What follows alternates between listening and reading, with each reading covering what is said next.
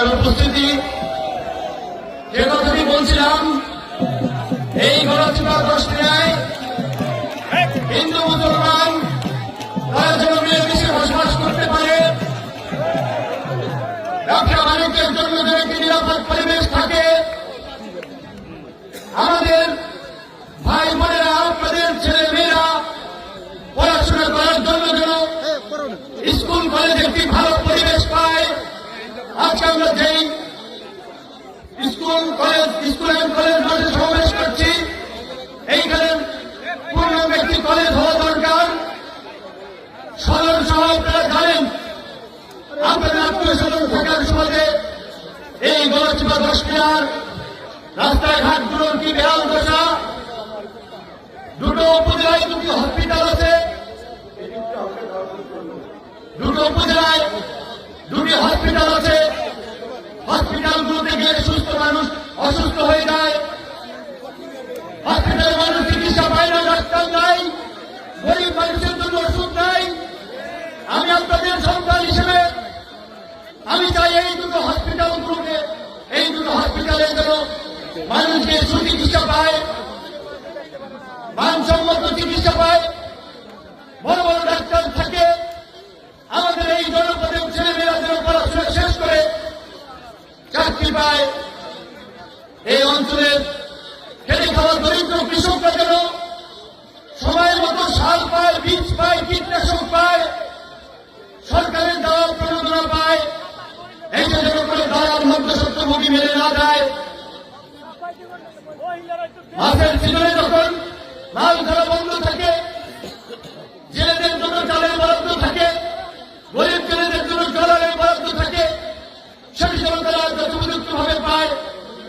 আমরা সেই জবাবদিহিতা এবং স্বচ্ছতা নিশ্চিত করতে চাই। এই গণচিপা দশটিয়ায় 5ই আগস্টের পরে আপনারা দেখেছেন, যেখানে বিএনপির নেতা জনাব তারেক রহমান তার নেতা কর্মীদেরকে বলেছে জনগণের পাশে থাকতে, জনগণের কাছে ছুটে যেতে। আমরা গণ অধিকার পরিষদ, আমরা এই 5ই আগস্টের পরে কিভাবে জনগণকে সহায়তা করা যায়, জনগণের মন জয় করা যায়, জনগণের উন্নয়ন করা যায়, সেই লক্ষ্যে কাজ করেছি।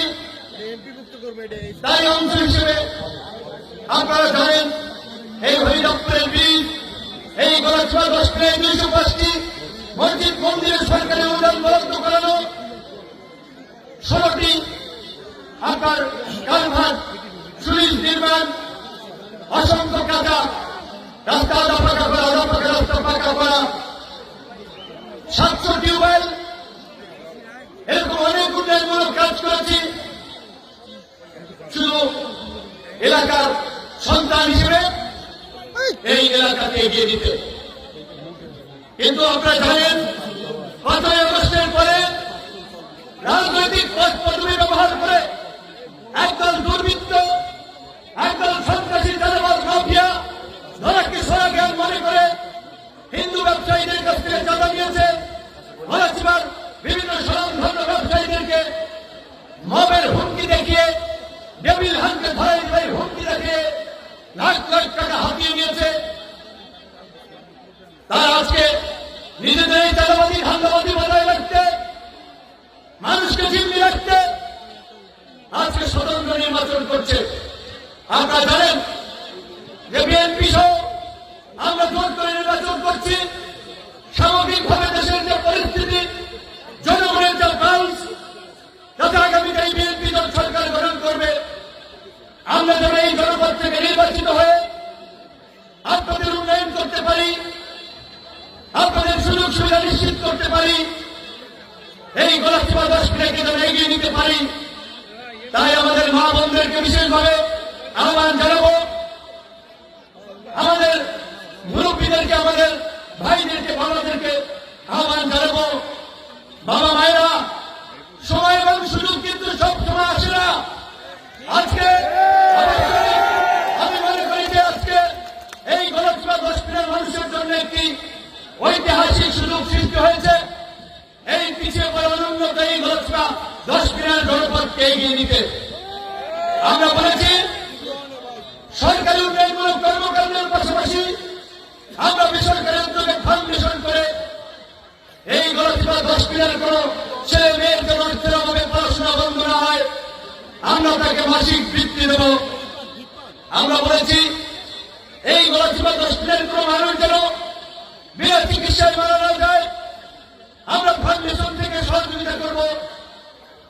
আমরা বলেছি এই গলাচিপা হসপিটালে আজকে আমি কি হিন্দুদের মৃত্যু ব্যক্তির জন্য যে খাওয়ার অনুষ্ঠানে গিয়েছি, এর আগে 2-3টি অনুষ্ঠানে গিয়েছি।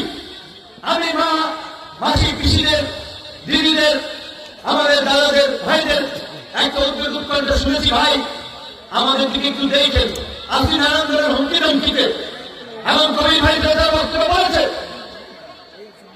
এইখানে প্রকল্পকে কাজ করার কারণে কি হুমকি দেওয়া হচ্ছে। এটা হচ্ছে বিষয়টা। বিষয়টা যদি আঞ্চলিক ভাষা বলে না, ফাল নাই কুত্তার বাগা ফাল। তারা 12 তারিখের পরে বিএনপির কমিটি পাইবে, তাদের হাতে নেতৃত্ব থাকবে। বিএনপি সরকার গঠন করলে বিভিন্ন এমপি হইলেও তারা তাদের নিয়ন্ত্রণে রাখবে, এই কথাবার্তা বলে। অহংকার আল্লাহ পছন্দ করে না। আপনারা জানেন আজকে বিএনপির কমিটি আছে কাদেরকে এই মঞ্চে বসে তাদেরকে দিয়ে, কারণ তারা দলীয় সিদ্ধান্ত মেনে তারা কাজ করছে। আর যারা অহংকার ঔদ্ধত্য দেখিয়েছে তারা ওই এখন রাস্তায় রাস্তায় আইলে গিয়ে ঘুরবে আর আবল তাবল করবে। আমি আমাদের উপস্থিত ভাই বোনদের উদ্দেশ্যে একটি কথা বলতে চাই। আমি একটি দলের প্রধান, একটি নিবন্ধিত রাজনৈতিক দল, আমার দলের মার্কা চার্জ, সেই চার্জ মার্কা নিয়ে নির্বাচন করছি। যেহেতু বাংলাদেশের বিগত দিনগুলোতে প্রধান দুটো দলের মধ্যে নির্বাচন হতো, আওয়ামী লীগের নৌকা এবং বিএনপির ধানের শীষ, এবারের নির্বাচনে নৌকা নাই, পটুয়াখালী তীরে ধানের শীষ নাই। আপনাদের কি চার্জ মার্কায় ভোট দিতে আর কোন আপত্তি আছে? সবাই চার্জ মার্কায় ভোট দিবেন তো? মজা করতেছেন তো? এলাকার উন্নয়নে আমার পাশে থাকবেন।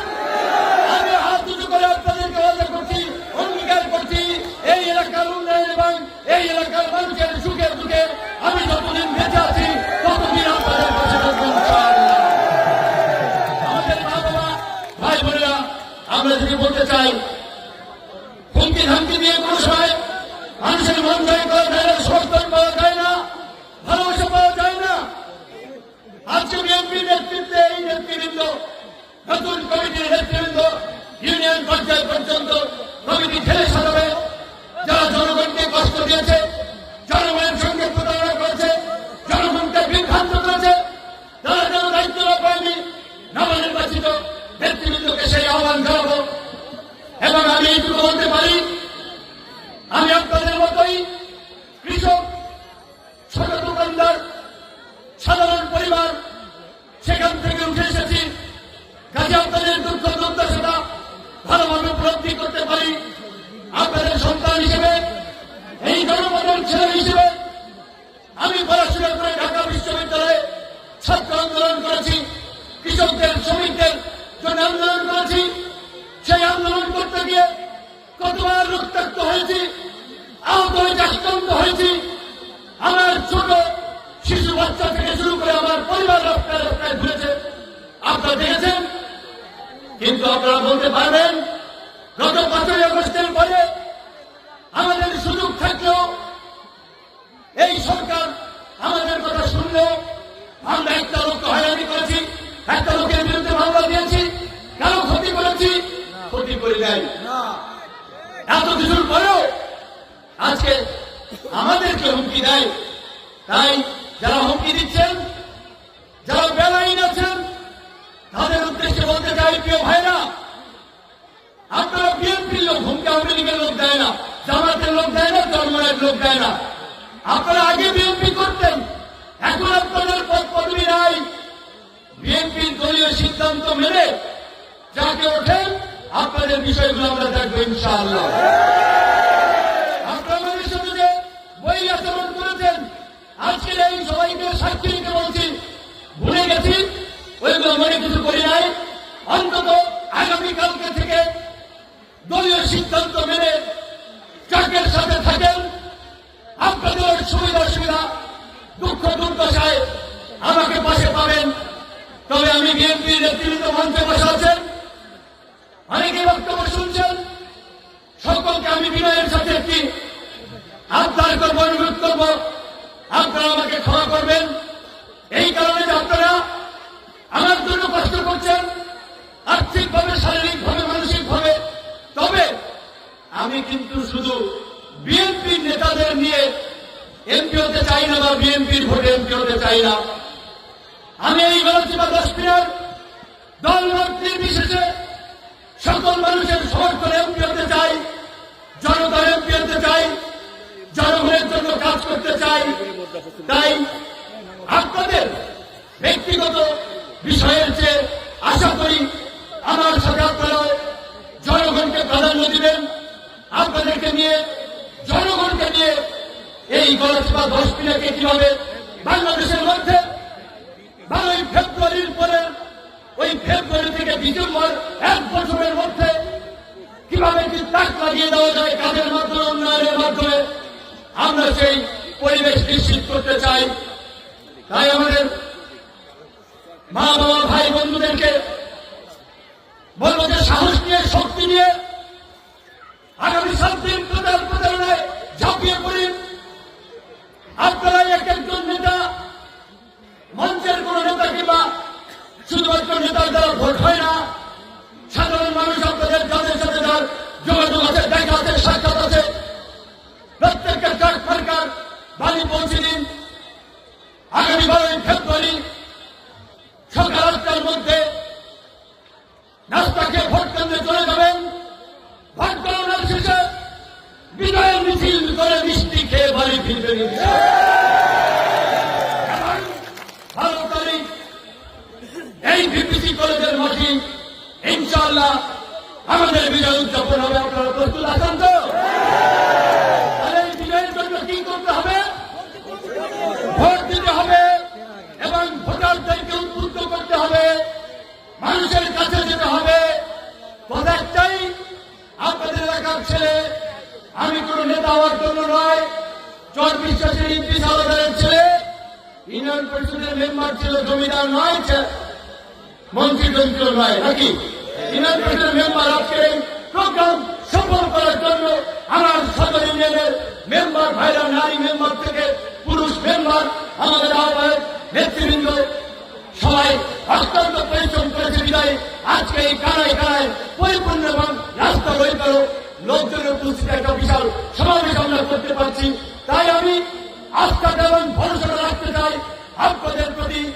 আমি এইটুকু বলবো, আপনাদের প্রতি আমি কৃতজ্ঞ, আপনাদের ভালোবাসা আমি অভিভূত। আপনারা আমার জন্য যেটুকু করেছেন, ইনশাআল্লাহ আমার জীবনের শেষ রক্তবিন্দু থাকা পর্যন্ত আমি তার প্রতিদান দেওয়ার চেষ্টা করব। তাই মাঠে যারা উপস্থিত আছেন তাদের প্রতি আমাদের আহ্বান, নিজ দায়িত্বে প্রত্যেকে 2টা করে ভোট এনশিওর করবেন। কেন? এলাকার উন্নয়নের জন্য, এলাকার ছেলে মেয়েদের ভবিষ্যতের চাকরির জন্য, এই গণচিপা দশপিনাকে একটি শান্তির জনপদে পরিণত করার জন্য, এই গণচিপা দশপিনাকে একটি সম্প্রীতির জনপদে পরিণত করার জন্য। যেহেতু কিছুক্ষণ আগে মধ্যে মাগরিবের আযান পড়ে যেতে পারে, তাই আর আমি বক্তব্য দীর্ঘায়িত করব না। আমি আপনাদের কাছে দোয়া চাই, ভালোবাসা চাই। মানুষের এই ভালোবাসাই আমরা বিজয়ী হব। এখানে একজন বলেছেন আলু চাষিদের জন্য কোল্ড স্টোরেজের একটি কথা। ভাইরা, বোনেরা, আমি শুধু একটি কথা বলি, আমি শুধু গণচিপা দশপিনা নিয়ে নয়, পুরো দক্ষিণ অঞ্চল নিয়েই আমরা ভাবি আমাদের এখানে কৃষি প্রধান, মৎস্য প্রধান এলাকা। এই এলাকার মানুষের জন্য কোন কোল্ড স্টোরেজ নাই, শিল্প কলকারখানা নাই। কিভাবে এগুলো করা যায় সেই মহাপরিকল্পনা আমরা আছি। শুধু আপনাদের ছেলের মতো এইটুকু বলি, বয়স এখন 33, অনেকদিন রাজনীতি করতে হবে, আপনাদের সামনে আসতে হবে। তাই একটিবার আপনারা সুযোগ দিয়ে দেখেন আপনার ছেলে কি করতে পারে এবং কি করে।